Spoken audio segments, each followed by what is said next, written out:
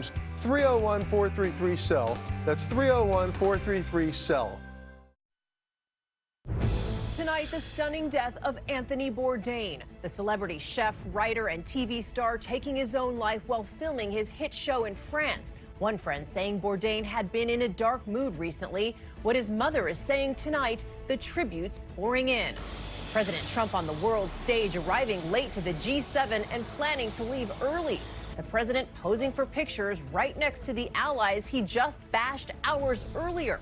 Now he says he's focused on meeting Kim Jong-un next. The alligator attack in Florida, a woman missing, authorities fear she was dragged into a lake. Search teams on the scene tonight. The police department under fire for this beating caught on camera. Tonight facing more allegations of abuse. Now 2 officers accused of a violent takedown of a 15-year-old. The police chief's outrage. Could Muhammad Ali be next on President Trump's pardon list? Why the Champs team is saying thanks, but no thanks. This is ABC World News Tonight with David Muir. And good evening on this Friday night. I'm Cecilia Vega in for David, who is heading to assignment in Singapore. But we begin this evening with the shocking death of a man who touched so many of our lives, a man who seemed to live his own life to the limit. Anthony Bourdain, chef, author, TV show host, he showed us the world sitting down for a meal with strangers, making them his friends. Last seen a few days ago in France, there he was, shooting a new episode of his show Parts Unknown. And it was there, in France, that a close friend found him dead this morning of suicide. ABC's Lindsay Davis starts us off. Whether he was on a motorbike in Vietnam or a boat on the Mediterranean, few people have been as effective at demonstrating the power of food and its ability to unite us as Anthony Bourdain. So back in Vietnam, one of my favorite places on earth, and all of the things I need for happiness. It appeared to be business as usual. This photo shows Bourdain in France earlier this week working on an upcoming episode. But it was this morning that the 61-year-old was found hanging in a room at this luxury hotel. French officials ruling his death a suicide. His friend, fellow chef Eric Ripert, found him. Bourdain's mother, Gladys, telling the New York Times, Eric told her Anthony had been in a dark mood these past couple of days, but he is absolutely the last person in the world I would have ever dreamed would do something like this. He had everything, she said, success beyond his wildest dreams, money beyond his wildest dreams. Tributes are pouring in, among them Bourdain's girlfriend, actress Asia Argento, who says she is beyond devastated. Just this week, Bourdain posted a video with Argento and their cinematographer all dancing together in Hong Kong, appearing happy. When President Obama made his historic visit to Vietnam in 2016, he sat down for lunch with Bourdain. All right, you're gonna have to... I will walk you through. You're gonna have to walk me through this. Today, President Obama tweeted, he taught us about food, but more importantly, about its ability to bring us together, to make us a little less afraid of the unknown. We'll miss him. Early on, Bourdain struggled with and ultimately beat a heroin and cocaine addiction. Despite savoring the sweet taste of success as a chef, author, and TV show host, in a 2016 episode of Parts Unknown, Bourdain opened up about depression. I'd like to be happy. I should be happy. I have, incredible luck. I'd like to be able to, look out the window and say, hey, life is good. And you don't. No. Today, Bourdain is being remembered for nourishing souls all around the world. Incredible meal. So happy. Simply by pulling up a chair, trying something new, and breaking bread together. And Lindsay Davis joins us now live. Lindsay, this is the second high-profile suicide this week. Of course, first designer Kate Spade, now Anthony Bourdain.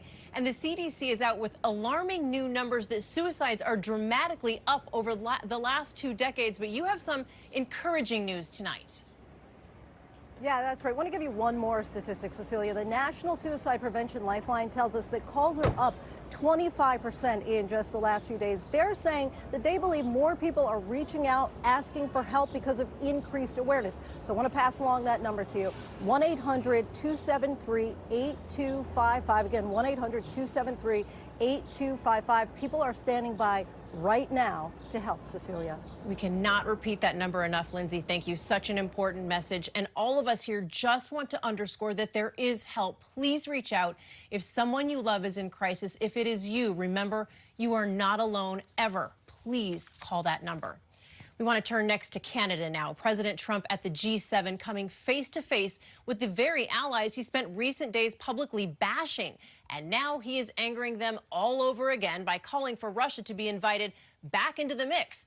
It was all smiles for the ritual group photo, but President Trump arrived late and he plans to leave early, leaving tension in his wake. ABC's David Wright is there. Today, as the G7 leaders posed for the traditional family photo, President Trump was all smiles. But make no mistake, this is a dysfunctional family. European Union treats us very unfairly. Canada, very unfairly. Mexico, very unfairly. The U.S. president attacked some of America's closest allies as he set out this morning. He even called for the G7 to become the G8 again. Russia should be in this meeting. Why are we having a meeting without Russia being in the meeting? Russia was expelled from the group back in 2014 after it illegally annexed Crimea. Trump's suggestion that Russia should be allowed a seat at the table did not go over well here in Canada. The other G7 leaders are also fuming over Trump's stiff new tariffs on steel and aluminum. After Trump justified them on national security grounds, Canadian Prime Minister Justin Trudeau bristled. The idea that we are somehow a national security threat to the United States is quite frankly insulting and unacceptable. Today, Trump tried to diffuse the tension with a joke. Justin has agreed to cut all tariffs and all trade barriers between Canada and the United States. Relations are also strained with French President Emmanuel Macron, who Trump recently hosted at the White House. Now Macron suggests he may be ready to give up on Trump, tweeting, "The American president may not mind being isolated, but neither do we mind signing a six-country agreement if need be," later adding, "No leader is eternal." Yeah, they are not holding back. David Wright joins us from Quebec City. And David, as we've reported, President Trump leaves Canada tomorrow morning, earlier than expected and well before the G7 meeting comes to a close. That's right, Cecilia. He's skipping out on the discussion of climate change, another issue that puts him at odds with his group. But Trump says he's eager to get on that plane to Singapore. Cecilia? All right, David, thank you. And from Canada, the president heads straight to Singapore for that face-to-face meeting with Kim Jong-un. He says he's flying with 15 boxes of material to read. So how exactly are both sides preparing? ABC's chief global affairs correspondent Martha Raddatz has more from Seoul, South Korea. Just yesterday, President Trump said he didn't need to prepare much for his sit-down with Kim Jong-un. It's about attitude. It's about willingness to get things done. Today, a different message. I always believe in preparation, but I've been preparing all my life. The White House releasing pictures of the president huddling with Secretary of State Mike Pompeo in the Situation Room. Kim Jong-un has been preparing too. Singapore will be the farthest he's traveled as leader. He'll likely be surrounded by his squad of highly trained bodyguards, hand-picked not only for loyalty, but physical appearance. No blemishes allowed. Men reportedly separated from their families at an early age to dedicate themselves to the supreme leader. His drive to build a nuclear weapon capable of hitting the United States has been swift and shocking.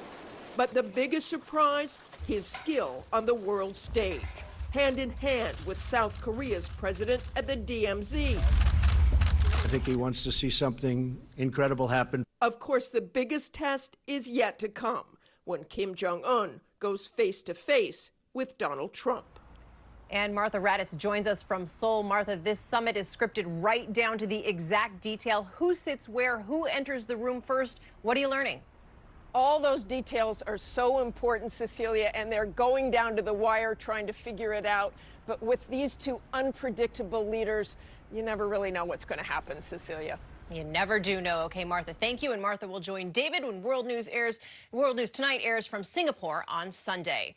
President Trump also revealing new details about the First Lady's health today. Mrs. Trump isn't traveling with him after a medical procedure for what the White House said was a benign kidney condition. The president's view, more significant. She has to, and she wanted to go.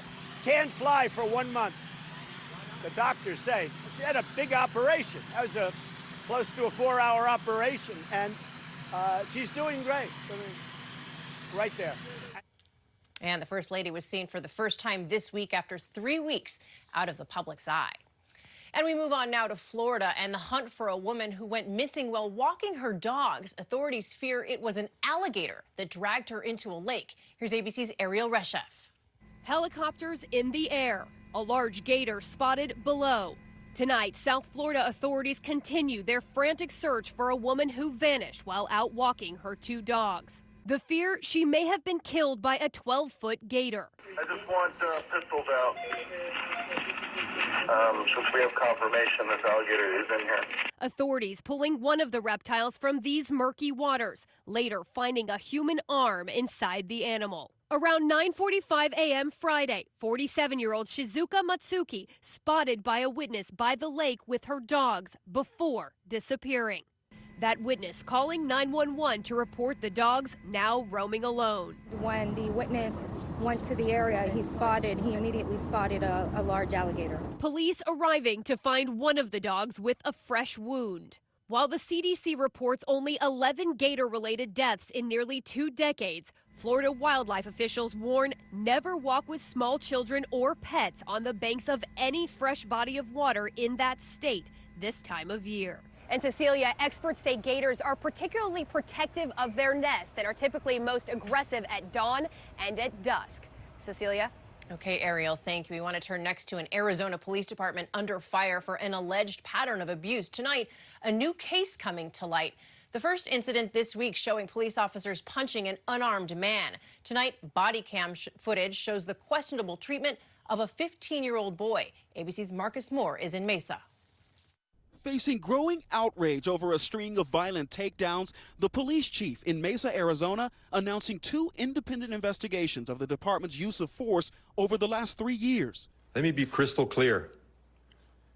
I'm angry and I'm deeply disappointed by what I saw in those videos. It's unacceptable and it needs to stop immediately. The police department promising change. Simply put, these investigators will shine a glaring light on the areas where we have fallen short. Overnight, 2 more officers put on administrative leave after this body cam video was released showing police trying to arrest a 15-year-old suspected of armed robbery. You try and move on me one more time, I'm gonna f you up. You understand that? The officers claim he has a gun, but he's actually unarmed. Where's the gun? No gun. Ah! Police say the weapon was later found in a backpack nearby. Another 5 Mesa police officers are already on administrative leave after Robert Johnson's arrest back in May. Guess what? I ain't gonna ask you again. Have a seat. Police moving in after Johnson refuses to sit down, punching him multiple times, then taking him to the ground. Tonight, those supporting Johnson want change. We want these officers fired. These officers beat my client in the head. This is terrible. And as these investigations continue, there are calls tonight for greater accountability and, Cecilia, better training for these city's officers. Okay, Marcus, thank you. And President Trump is focusing again on his power to pardon, telling reporters he has thousands more names on his list, and they are not all celebrities. But there is one name he is seriously thinking about, boxer Muhammad Ali. But as Pierre Thomas reports, he can already cross that name off his list. Today, the president clearly reveling in his power to pardon and signaling he's ready to use it. We are looking at literally thousands of names. And tossing out the name of one of the biggest celebrities of all time, the late Muhammad Ali, once convicted of draft evasion. I will not go 10,000 miles from here to help murder and kill. And stripped of his boxing title. He was not very popular then. His memory is very popular now. But not so fast. Ali's conviction was overturned by the U.S. Supreme Court nearly 50 years ago. Ali's attorney releasing a statement today thanking the president for the sentiment, but saying a pardon is unnecessary. It comes 2 days after the president commuted the sentence of Alice Johnson, serving life in prison for a nonviolent drug offense. I want to thank President Donald John Trump. The president today indicating more prisoners without famous names could see their sentences cut short. I would get more thrill out of pardoning people that nobody knows, like Alice. He also addressed